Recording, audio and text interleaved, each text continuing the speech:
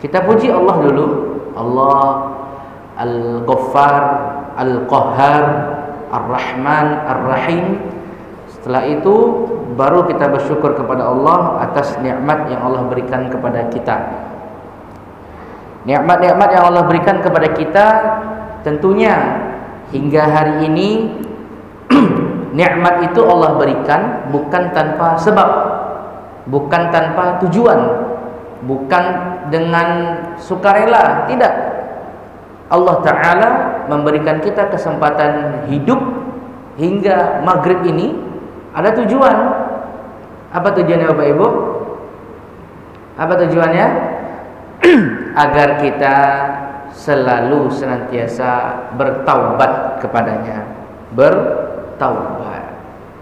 Dari bangun tidur dipastikan ada dosa yang kita perbuat. Betul? Bangun tidur dipastikan. Karena apa? Karena Rasulullah SAW bersabda, kullu bani adami khata. Semua anak Adam itu bersalah, berbuat dosa. Tidak ada yang suci, tidak ada yang bersih. Semuanya berdosa. Wa khairu khatta'in at-tawwabun, kata Rasulullah. Sebaik-baik pembuat dosa adalah yang selalu bertaubat. Innallaha yuhibbut tawwabina wa yuhibbul mutatahhirin. Kita semua ini pendosa Bapak Ibu. Semuanya pendosa. Guru, murid, pengusaha, ustadz, pejabat buat dosa semua. Tetapi sebaik-baik yang berbuat dosa itu siapa? Yang ketika dia sadar, dia langsung taubat. Jadi nikmat waktu yang Allah berikan hingga maghrib ini itu untuk bertaubat. Untuk bertaubat. Rugi yang Allah masih berikan usia, rugi yang masih Allah berikan kesempatan, tetapi tidak ia gunakan untuk bertaubat. Rugi. Justru malah dia tambah maksiatnya, dia tambah bikin dosanya, dia tambah menyakiti orang, dia tambah memfitnahnya, dia tambah mengadu dombanya. Sekarang ini Bu, Bapak, hari-hari ini orang mudah sekali memfitnah itu, mudah sekali. Ya, mudah sekali. Kita nggak ada ngomong apa-apa, dibilangnya ada ngomong apa-apa. Mudah sekali hari ini orang-orang membuat fitnah. Ya. Kita diam saja seharian, nah doa mengecek doa Pak. 24 jam diam puasa Nabi Zakaria, puasa mengecek. Tiba-tiba bisa timbul kabar, wah Pak tu yang mengecek iko ganggu ya. Karena apa? Karena orang sudah nggak takut lagi dengan Allah. Orang sudah tidak takut lagi dengan Quran. Orang sudah tidak takut lagi dengan azab. Orang sudah seakan-akan tidak percaya ada surga dan neraka. Kalau sudah hilang itu akidah itu Bapak Ibu, ya, sudah tak percaya lagi adanya surga dan neraka, adanya hari pembalasan, adanya hari perhitungan, adanya hari berbangkit, maka dia akan isma' ma syi'ta, maka dia akan melakukan apapun yang dia mau. Makanya hari ini akan ada datang sebuah zaman di mana dihalalkan perzinaan, dihalalkan musik, dihalalkan hiburan. Mudah sekali orang berbuat dosa. Sekarang makin kesini makin mudah itu yang namanya begal, makin mudah namanya kezoliman, makin mudah namanya penganiayaan. Ya.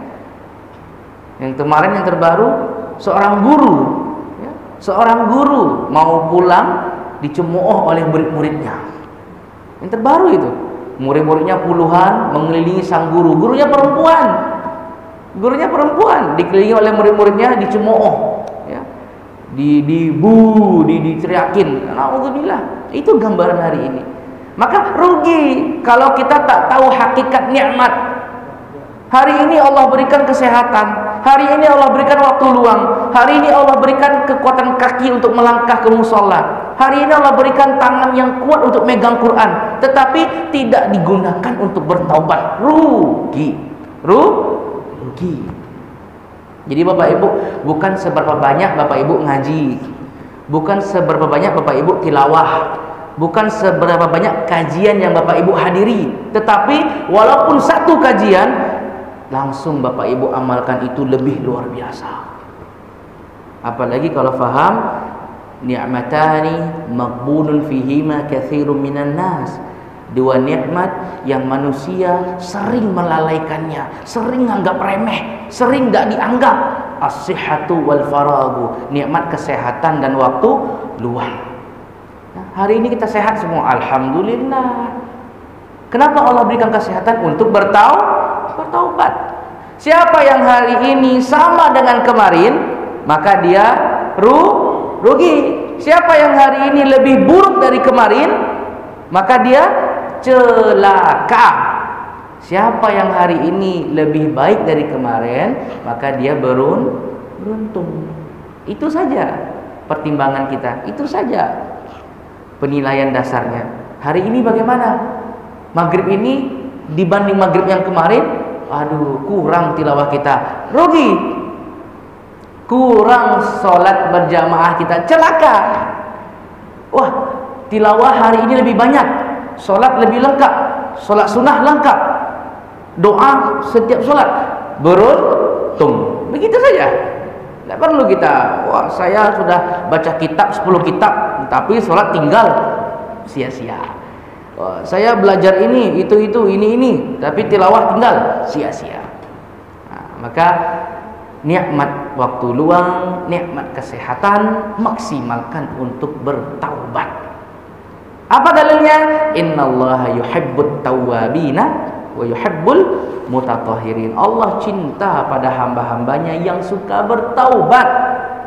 Buat dosanya, tobatnya. Buat dosanya balik, taubatnya. Lebih bagus begitu daripada buat dosanya nyo nikmati dosanya, lupanya sama Allah. Ya, artinya masih ada iman kalau dia buat dosa, astagfirullahalazim. Nah, itu iman itu. Itu iman.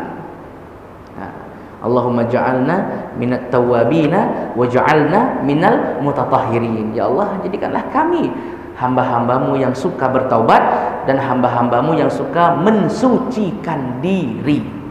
Mensucikan diri. Insya Allah maghrib ini kita akan membahas hadis ke-8 ya, dari 40 hadis An-Nawawi dengan judul kehormatan muslim, ya, hurmatu al-muslim. Siapa yang meriwayatkan hadis ini? Yang meriwayatkan adalah Ani bin Umar radhiyallahu anhuma, dari bin Umar. Berarti artinya adalah dari anaknya Umar. Ani bin Umar. Semoga Allah meridhai mereka berdua. Ani bin Umar radhiyallahu anhuma, dari anaknya Umar, semoga Allah meridhai mereka berdua. Berarti siapa nih Bapak Ibu? Anaknya Umar dan bapaknya, ya. Jadi dari anaknya Umar, siapa nama anaknya Umar bin Khattab? Abdullah bin Umar. Siapa nama ayahnya Abdullah bin Umar? Umar bin Khattab. Umar bin Khattab punya anak namanya Abdullah bin Umar. Siapa nama ayahnya Umar bin Khattab? Siapa nama ayahnya Umar bin Khattab? Tadi anaknya Abdullah bin Umar. Bapaknya Abdullah bin Umar adalah Umar bin Khattab. Bapaknya Umar bin Khattab namanya adalah Khattab. Harus dipahami dulu ini, ya. Bingung kan? Ngapain bingung? Mudah ini.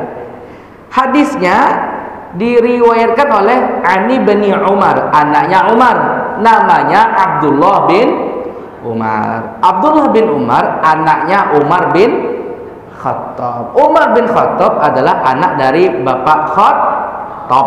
Selesai. Umar bin Khattab adalah sahabat Rasulullah sallallahu alaihi wasallam, khalifah kedua. Yang pertama Abu Bakar As-Siddiq, dinamakan Khalifatu Rasulillah. Kenapa Khalifatu Rasulillah? Karena Abu Bakar yang menggantikan kepemimpinan Nabi Muhammad sallallahu alaihi wasallam. Adapun Umar bin Khattab diberikan gelar Amirul Mukminin. Yang pertama diberikan gelar Amirul Mukminin, Umar bin Khattab. Nah, Umar bin Khattab punya anak namanya Abdullah bin Umar. Ini dia sahabat yang meriwayatkan hadis ini, Abdullah bin Umar. Abdullah bin Umar adalah sahabat yang mulia. Apa arti sahabat, Bapak Ibu? Apa arti sahabat? Sahib. Itu di kita hari ini begitu. Sahabat adalah sahib. Sahabat adalah teman dekat, bestie, ya, teman terdekat kita. Tetapi arti sahabah adalah siapa yang bertemu dengan Rasulullah. Bapak Ibu pernah ketemu Rasulullah? Belum, berarti bukan sahabat. Yang bertemu Rasulullah, yang beriman kepada Rasulullah dan meninggal dalam keadaan maka dia sahabat. Jadi sahabat ini Bapak Ibu artinya mulia, tidak remeh, ya. Sahabat itu yang bertemu Rasulullah, Islam, beriman kepada Rasul, meninggal dalam keadaan Islam. Nah, Ibnu Umar, Abdullah bin Umar adalah sahabat yang mulia. Bahkan Abdullah bin Umar ini Bapak Ibu, beliau ingin betul-betul melakukan kebiasaan, mendatangi tempat, berakhlak, bersikap, bersifat, berkarakter kalau bisa mirip dengan Rasulullah. Nah, ini cita-cita yang sangat mulia Bapak Ibu. Kita ini kan cita-citanya mau seperti apa? Mau seperti Ronaldo. Ingin seperti apa? Ingin seperti Ahmad Dhani misalnya. Ingin seperti apa kalau udah besar? Ingin seperti Messi, ya kan? Tanya anak-anak kita sekarang, siapa idolanya? Messi. Ya, setiap kita ketemu anak SD, Angkara Messi, Angkara Messi, Angkara Messi, gitu kan? Nah, Messi, karena Ronaldo. Anak SD sekarang itu tahu itu Bapak Ibu, bagaimana selebrasi Ronaldo, Pak? Kalau nyetak gol, gitu kan? Nah, anak SD tahu itu semua sekarang. Abdullah bin Umar, beliau ingin kebiasaan, tempat-tempat yang Nabi Muhammad sallallahu alaihi wasallam pernah datangi, karakter, sifat, sikap, pola hidup, ingin beliau ini seperti Rasulullah. Nah, Rasulullah itu bagaimana kalau dipanggil Bapak Ibu?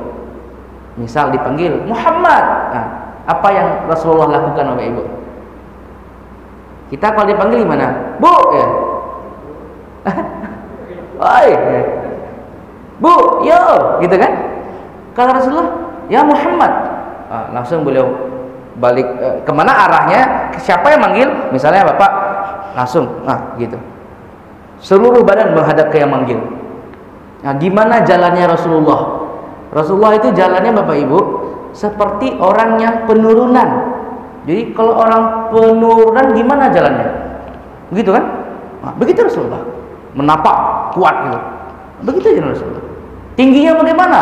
Nah, kalau dengan orang yang tinggi, Rasulullah lebih tinggi sedikit. Jadi Rasulullah nggak pendek-pendek gitu. Kalau dengan orang yang tinggi, beliau lebih tinggi sedikit. Nah, jadi Ibnu Umar, kebiasaan, cara jalan, cara bicara, adab, akhlak, ingin seperti Rasulullah Shallallahu Alaihi Wasallam. Nah, ini nilai dari Abdullah bin Umar. Nilai kita ingin seperti siapa? Makanya kata para ulama, man asya ala syai'in mata ala dzalik. Siapa yang punya kebiasaan hidup, maka dia akan meninggal seperti kebiasaan itu. Abdullah bin Umar kebiasaannya, Rasulullah kalau makan gimana? Samillah, kata Rasulullah. Kalau mau makan bacalah bismillah. Jadi bukan Allahumma barik, bukan. Rasulullah hanya menyuruh samillah, baca bis. Mau minum, Sambillah, baca bismillah. Minum. Kul biyaminik, kata Rasulullah, makanlah dengan tangan kanan, jangan pakai tangan kiri.